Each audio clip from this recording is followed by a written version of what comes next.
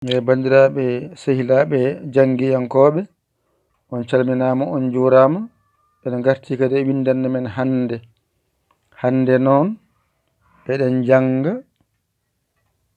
ay koyngal ne wonno e nande koyngal ay ɗo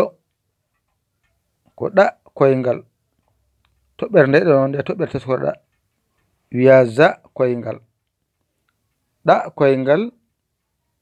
za koyngal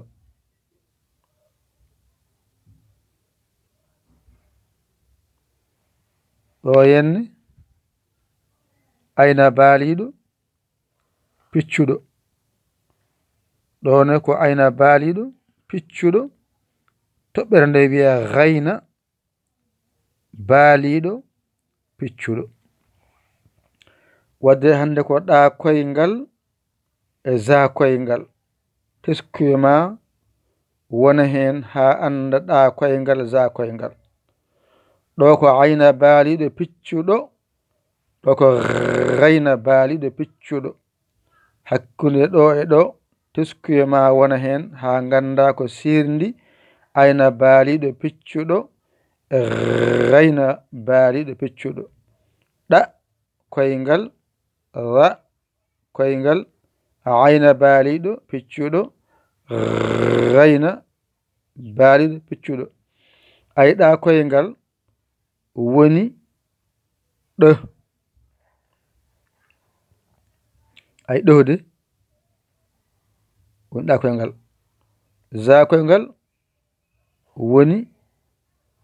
ze ayna baaliɗo ko a gayna baaliɗo noon mbatta ko g mbaɗa h wona bisimillah janggen ɗa koyngal woni ɗo za koyngal woni ze ayna baaliɗo piccuɗo woni a gayna baaliɗo piccuɗo woni go e h wadde ɗa koyngal ra koyngal ayna baaliɗo piccuɗo gayna baaliɗo piccuɗo ɗa koyngal ra koyngal ayna baaliɗo piccuɗo gayna baaliɗo piccuɗo ɗa koyngal ra koyngal ayna baaliɗo piccuɗo gayna baaliɗo piccuɗo ɗa koyngal za koyngal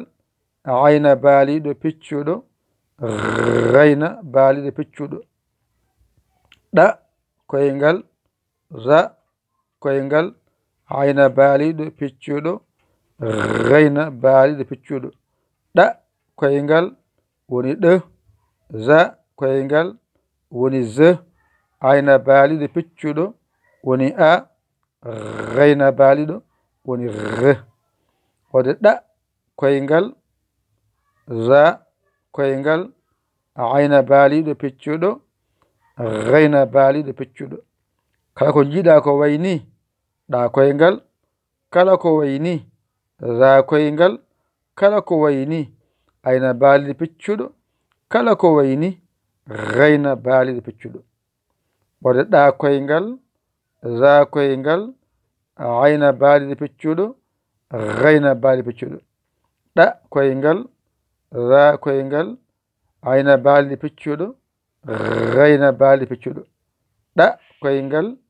ra koyngal ayna baaliɗo piccuɗo gayna baaliɗo piccuɗo ɗa koyngal ra koyngal ayna baaliɗo piccuɗo gayna baaliɗo piccuɗo ɗa koyngal ra koyngal ayna baaliɗo piccuɗo gayna baaliɗo piccuɗo o noon waylotako ni tan wayata so adima hakkude sara serindima on ko noon wayi so adima hakkude sara serindima ona waylo nande wadde min gaddu no waylinande nani no waylorto ni inchallah ɗa koyngal ra koyngal ayna baaliɗo piccuɗo gaynabaɗo piccuɗo, ƴettu kuƴol ma e karne ma mbajiɗa jannga ɗigga, a hoolaki hoorema, ƴeewa camorɗoma ɗakkoɗa sara makko o walluma ha jiya lawol. yo Allah wallu, yo Allah reen, yo Allah newnu ko musidɗo mon giɗo mon alamudo mon nder e Bawal Yaya Ly, Kola Sénégal. Alhamdulillah, on jarama, wassalam.